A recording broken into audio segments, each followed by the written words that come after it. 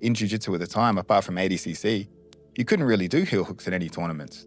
Right. So a lot of people didn't put any energy into it because they were like, why am I going to become a master in this skill set when there's no platform for me to use them on? So yeah. We had Husamar Palhares. Terrifying guy. Yeah, terrifying guy in the UFC, and he would heel hook you and hold on to it. Yeah. Yeah, and just not let it go, which was terrible. You know, I mean, he ruined guys' knees. And he's the only guy that I know that's been kicked out of 2 organizations. The PFL kicked him out, and then the UFC kicked him out first, then the PFL kicked him out too. Yeah. Thank God he disappeared from grappling and everything. He was actually one of the catalysts for me to learn leg locks because I qualified for ADCC and I was in the same weight division as him. And I was like, wow, I got to learn this shit or this guy's going to potentially injure me forever. You know what I mean? Right. That is what you had to think too, because do you ever see the match with David Avellan where they rolled out of bounds? So have you seen it? I think I have. They rolled out of bounds and he was attempting to get a heel hook on Avellan. They roll out and so they restart him. But I don't know who the fuck allowed this, where you restart and let a guy have a fully sunken heel hook and go ready, go. Like that's never, a static position like that doesn't occur. You never have like hands on someone and go ready, go, where you let them like fully secure and adjust. Exactly. Lock themselves at their cores, ready to just go. Because it's all in motion. Jiu-Jitsu is in motion. That? You know, like, I think let them get their balance. What do you say if you're David? If you're in the middle of this match, what do? You say, no, I quit? Like, no, you can't get a full heel hook on me? Even though he kind of had it, but he was defending it. So they let him lock in. He just fucking yanks it and held it. And then, you know, see him tapping, like, and it just mangled his leg. I love the aftermath. Do you remember the aftermath? Palhares gets up, celebrates, walks, he does a circle, comes back to shake David Avellan's hand, and David doesn't shake it. And then Palhares is like, shocked. He's like, why would he not shake my hand? He's an odd guy. I had the match with him. One of the most boring matches in history, but we signed a contract for a 190-pound match. And he shows up the day before with a note from his doctor, and he's 220 pounds, and he says, I will die if I cut any weight. And the promoter of Kasai was like, I remember that photo too, right. actually. Yeah, that was crazy. He was fucking jacked. So he was 220? He showed up at 220. And he used to fight in the UFC at 85. 85. And he even made 170 for a few fights. Yeah. Dude, when he fought Gary Tonin, he looked like he ate a whole pharmacy. Yeah. Like he ate all the drugs. Like everything they had. He's like, let's go. Let's see what that one does. Shoot that one in here. Like he was so big when he had that match with Gary. Oh, for sure, yeah. I don't know. What did he weigh then? Look at the size of him. Yeah, that's the one I remember seeing. Jesus Christ, look at the size of him. Wow. He looks like a fake person. He looks like Wario from Mario Kart or whatever. I know. And look at that mustache, too. I wouldn't want them mustache. fucking arms around my heels. That's for sure. Fuck all that. Get that away from my legs. Well, he had a horrific childhood. If you talk to any of the guys from his team that knew him, when he was insanely poor. Like he used to have to eat like pig slop, and he worked on a farm, and it was just the story behind his childhood is terrible. And I guess just it made him a ferocious fighter. Just whatever that horrible childhood was like, it made him literally like that guy got a hold of people's legs. He would go like this on the sidelines, waiting for it. And back then, really, he was like one of the most sophisticated guys in MMA when it came to heel hooks. When he'd wrap a hold of your legs, man, you had a real problem. He must have got some nutrition in there somewhere, though. He looks pretty damn good. Eventually, he got nutrition. Yeah. And a lot of pharmacological intervention. I would actually sympathize with him in MMA because I remember thinking I'd watch his fights and I'd be like, he's not a striker. And the striker would be punching him. He'd eventually get to the heel and be like, the striker would tap. Right. And it's like, he's like, well, let's even it up. You hit me in the face. Let me get a couple puffs. Fucking break your leg.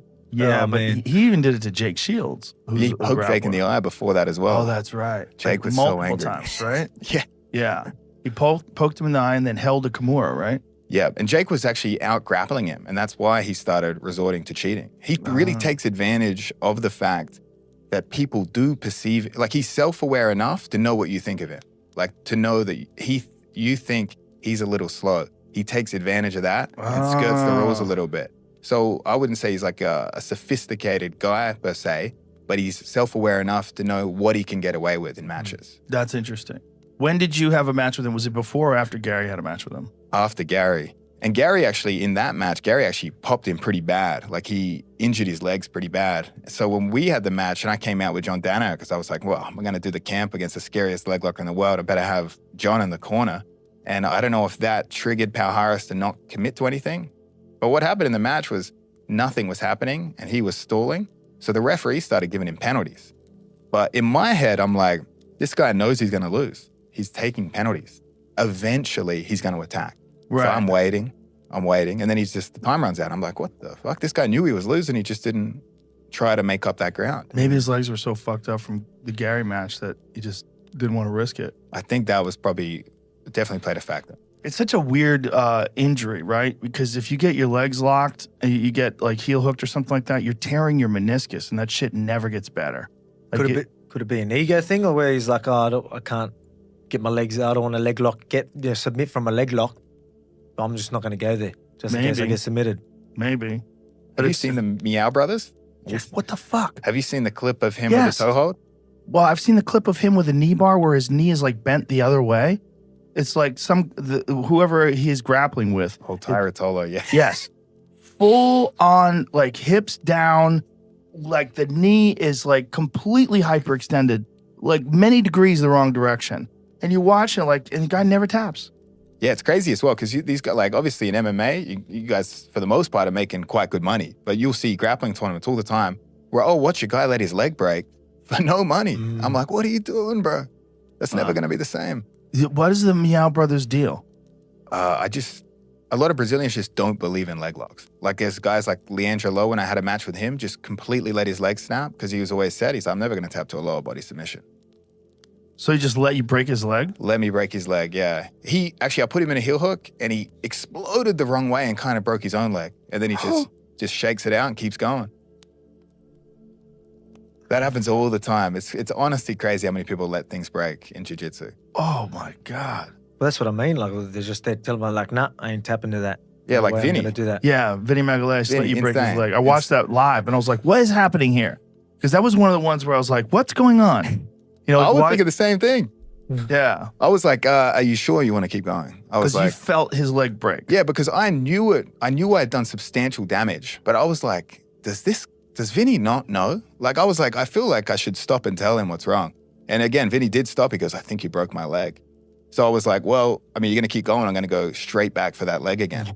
You said that to him? Well, that was my thought process. Oh. And when I put him in the heel hook the second time, there was no resistance. And I started seeing like the bone starting to poke out of the skin. Oh, fuck. It didn't break the skin, but I was looking at it and I was like, you know what? I think Vinny's actually a really nice guy. Really nice guy. I just felt bad that he made it his shtick. Leg locks don't work. You shouldn't do that because, I mean, eventually, even if you're flexible, like for him, his knee and ankles were flexible, but the weakest link was his fibula. So his fibula snapped and disconnected from his ankle. Yeah.